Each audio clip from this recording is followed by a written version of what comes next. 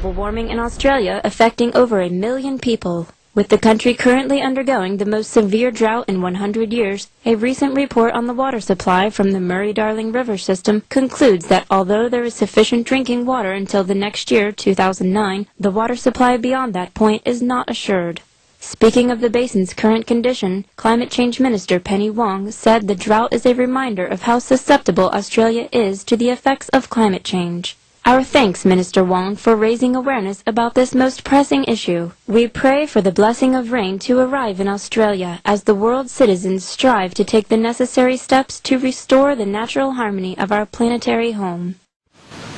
As temperatures rise, not only is the landscape copping the heat, but people are feeling the stress. The increasing frequency of heat waves, that's going to cause more deaths in summertime.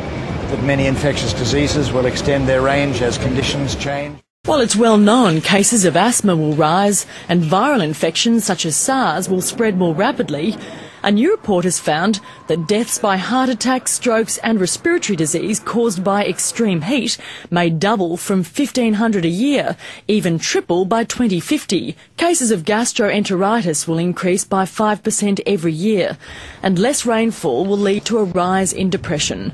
And there are other indirect health implications.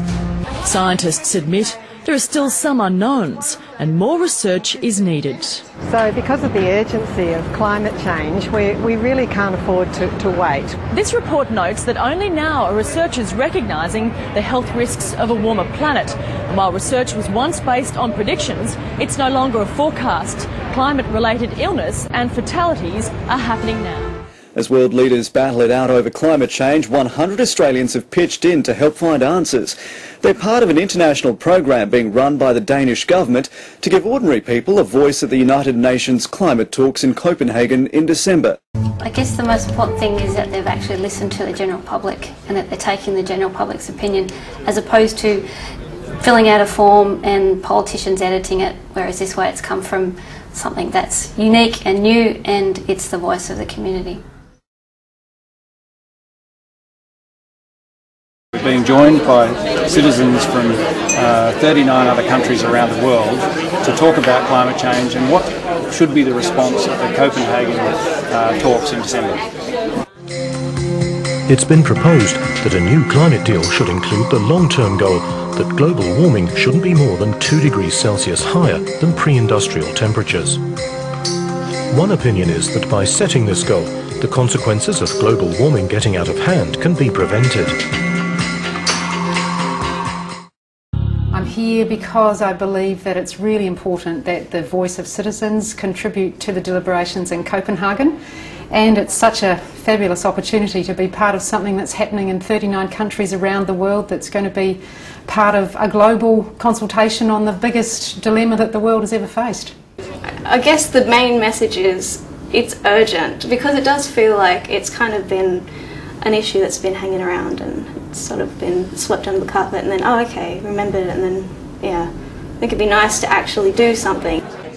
The participants' view, which will come out of the Worldwide Views events in Australia and in other countries, is absolutely critical because it brings about change, and that change is something that we want to all bring to the policymakers as they begin the journey and then the debate and the negotiations that will occur at Copenhagen in December of this year. I think the most important recommendation is actually to set a definite target that's agreed on around the world and actually move on from talking about it to actually doing something about it now. And I think that's the desire from everyone that I've been speaking to at the conference as well. It's been a summer like no other. Floods and fires, hail and heat waves, even a blanket of snow in November. A season of extremes, and it's only going to get worse. So a hotter world, more extremes and rising sea level. Climatologist David Jones says it'll get hotter and wilder. You think about a heat wave in Melbourne. In the past, we might have seen 40, 41 degrees. You add 4 degrees to that sun, it becomes 44, 45. Those are really extreme temperatures. So 2 to 4 degrees, the world does become a very different place. Just have a look at the state of the nation. Western Australia's on cyclone watch with trouble brewing off Broome, and there's fears Cyclone Ellie will reform over the Gulf of Carpentaria. The Bureau's also predicting another cyclone in the Coral Sea in North Queensland. Perth is going to cook in the next few days, temperatures 38 and up. It's the same for Sydney. No relief for the firefighters in Victoria, with high winds and heatwave temperatures 40 degrees plus. And more of the same in South Australia. They've already set a record with a 48.2 degree day at Cyancutta, southwest of Adelaide. 50 degrees has only really happened 3 times in Australia's history, but it's quite possible we might see one this year. Global warming is a mathematical fact. You know, there is no disagreement among climate scientists about the realism of global warming. The only question becomes really how much is it caused by humans? David Jones insists global warming is making it all worse. We've always had floods, we've always had heat waves. But what it does is it makes these worse. So your heat waves tend to be hotter, they tend to happen more frequently, and they tend to be longer. We're starting to see that. Similarly with our floods, you know, when it rains heavier, so we get more extreme floods. Each year the world is heating up by 0.2 of a degree, creating harsher conditions, more extreme weather patterns, and the country becomes more susceptible to natural disasters like bushfires, storms and cyclones. Today, 60% of Queensland is covered by flood and 53% is drought declared, meaning some regions are being hit by both. More frequent, more severe heat waves, and that's clearly been borne out in Australia. The other thing that we're seeing globally is more intense floods and more intense droughts. Australia's currently in the grips of a 12-year drought and things aren't likely to improve anytime soon. Take a look at the coming week. We're expecting blistering temperatures through to southeast Victoria, New South Wales and South Australia over the coming days. We're expecting low to mid-40s temperatures across Victoria, perhaps even a little bit warmer in parts of northern Victoria and southern New South Wales. 43 degrees in Melbourne, very dangerous fire weather conditions coming up, perhaps some of the most severe fire weather we've had in recent decades. And while next month might offer us some relief, the good news is that temperatures start to cool in March across Australia. So we will continue to get hot temperatures at times, but we're starting to get out of the peak of summer. We can expect life as we know it to get hotter and hotter. Looking forward to 2009, 2010, the clearest thing is we're going to have another warm year. You know, Australia has only had 2 below-average years in recent decades.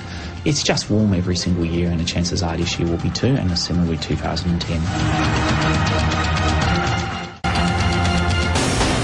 Mr. Howard, thanks for your time. It's my great pleasure, Brian, as well you know. Now, that wasn't too biased, was it? No, it's going pretty well at the moment, Brian, but I would counsel caution. You can't be too careful. Mr. Howard, I'd like to talk to you about global warming and climate change. Global warming? Global warming, did you say? Yeah. Global warming and climate change. Hang on. Yeah. Global... What is Australia doing about it? Hang on, Brian. Global warming. Yeah, and climate change. Global warming. Yeah. Okay, global... warming and climate change. Yeah, the globe is getting warmer, Mr. Howard. The globe's getting warmer. So when's this going to happen? It's happening now. Oh, so do you want to discuss that as well? Well, yes, it's the same thing. Global warming means the globe is getting warmer. Global warming means the globe is getting warmer? Yes. Well, we'll cover that under global warming, won't we? Yes. Look, Mr. Howard, the seas are rising. We've got climate change, and Australia is one of the most worst affected places on Earth for all this. What's the one, other than global warming, what was the other thing you mentioned you want to cover? Climate change. Climate change. Climate change. Climate. I mean, the climate is changing, Mr. Howard. We've just had one of the hottest Octobers in donkey's years. Yeah. Climate change. Climate change. And it's urgent we do something about this. Urgent. It's urgent. Yes, Mr. Howard, it's been urgent for 10 years. It's urgent, did you say? Urgent? Yes, urgent, for 10 years. How do you spell urgent? Mr. Howard, U-R-G-E-N-T. That's what I've written. Looks wrong. Was right, Mr. Howard. Mr. Howard, what is Australia doing to ensure about the... just a minute, Brian, hang on. I'm trying to get this down, Brian, so we can discuss it. G-E-N-T. Urgent. It looks better in capitals. Yeah. So we've got global warming, climate change, and it's urgent. Yeah. Urgent. Urgent. It was urgent 10 years ago, Mr. Howard. Yeah. Is it still urgent? Well, of course it is. Yeah, well, we'll just leave it. We'll discuss that under urgency. I've got that it's urgent. Mr. Howard, what is Australia doing about climate change and global warming? Yeah, climate change and global warming. Yes. Sorry, I've got them the wrong way around. Hang on. Sorry. Mr. Is it still urgent, is it, Brian? Oh, yes, of course. Yeah. Can we get some water, please? Mr. Howard, we don't have any water. Don't be silly, Brian. Urgent.